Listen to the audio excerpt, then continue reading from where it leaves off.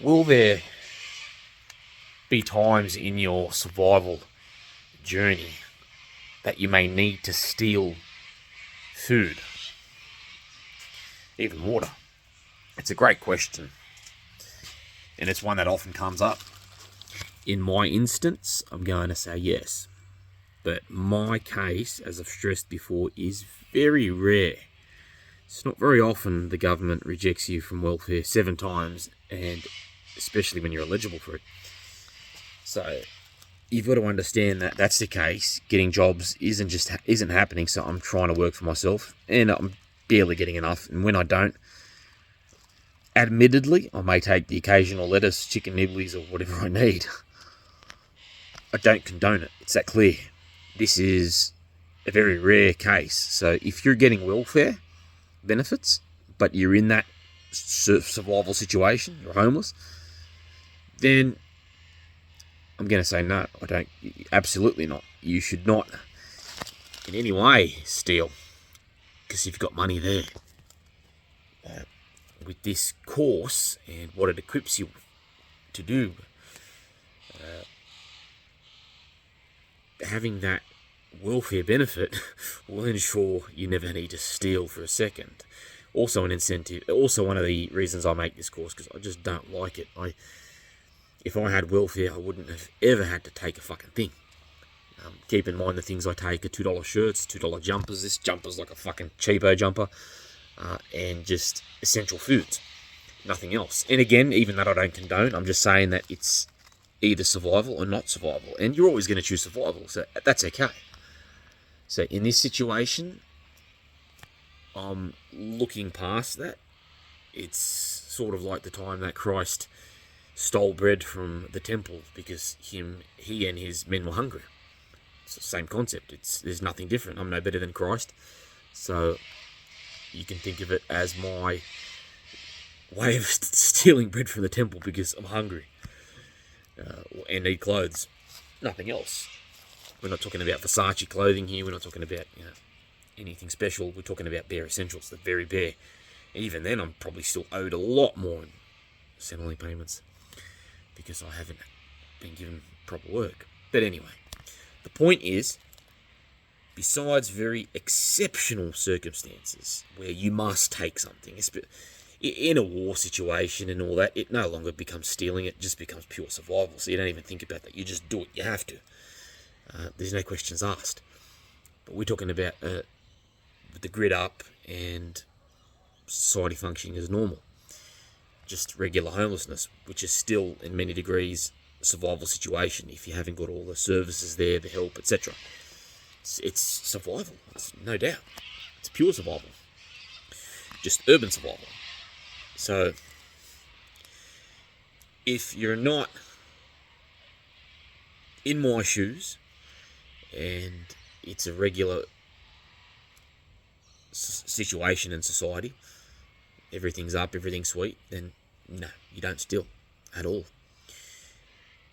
It just so happens that there's that fine threshold where you've got no money, you've got absolutely nothing, and then yes, you've got to do what you've got to do. It's similar to when you're in a war zone or post-apocalypse or a massive pandemic where everything hits the fan, or a simple matter of society just collapsing, and there's no longer a concept of stealing. It's just not every man for himself, but you've got to survive. So stealing's no longer a word; it's just surviving, and it's that simple.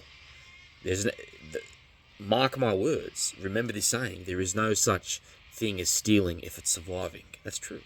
I stand by that. But it has to be that. You can't reinvent what surviving means. You can't say, oh, surviving means having a $50 Versace shirt. No, that's just absolute and pure stupidity. Surviving means having the cheapest shirt possible and just to keep you warm enough. Such as this. A fucking $2, $3 jumper. Maybe a bit more, I don't know. I didn't look at the price tag, but I get these from very cheap shops. I've got to survive. I've got to keep warm. I'm not going to fucking walk around and become hypothermic. Same with the food. I've got to eat. So you've got to make that right judgment. So in a full blown out catastrophe that's got nothing to do with homelessness, when it's society collapses, post-apocalypse, zombies, nuclear war, all that sort of stuff, just the crazy shit happening, then you're no longer stealing. There's no such thing as stealing. You're just surviving and you're doing what you must. And even then, you stick to a good moral code. You're not going to take more than you need if you can help it, if you can help someone else. You do what you can to help your immediate yourself and your immediate loved ones, especially if you've got children. Jesus Christ, you'll do anything for them. And that's a similar situation to what I face with having no money, though it's not that bad. It's not a war zone I'm in, it's just society. However, the standards are similar because I'm not getting paid, I've got nothing. So for all intents and purposes, I'm equivalent to that in that regard. So that's why I'm doing what I'm doing. If I have to, because every now and again I do get enough money. So a major reason I make this video is because I'm going to make it clear from now, I'm not going to teach you the way I've stolen things. I don't want you to think that I'm good at getting away with that and I must be a fucking magician or something like that, or a Houdini, or it's a special craft or anything like that. It's not. It's just I've got to survive. So I'm not going to teach all that stuff. As intricate, as elaborate, as whatever it is you may regard it, it's not something I'm going to teach you or teach anybody. It's just, no. If push comes to shove and you're in that situation, you're just going to have to form a plan yourself. You've got a brain, you'll know how to use it in that situation, and you'll get what you need, if you must. That's all I'm going to advise. That's all I'm going to say. But I'm not going to make videos on how to steal efficiently because it can be seriously abused. There's a lot of knowledge on here that can be abused, but I've looked at the balance, and there's heaps worse shit out there. And as well as that, it does more good than bad with me making those videos and explaining how to breach premises. Because if you really want to breach premises, you can also get books on lockpicking, books on breaching, books on other stuff, books on how to break into stuff.